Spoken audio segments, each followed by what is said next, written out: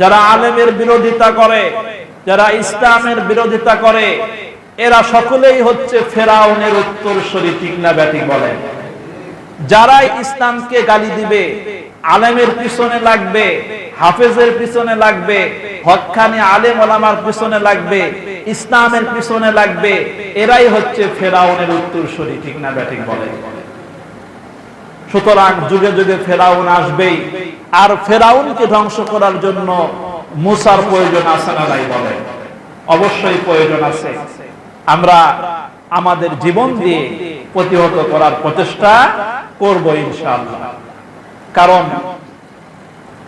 আল্লাহ পাক রব্বুল আলামিন কাফেরদের শক্তি কম দিয়েছেন না বেশি দিয়েছেন?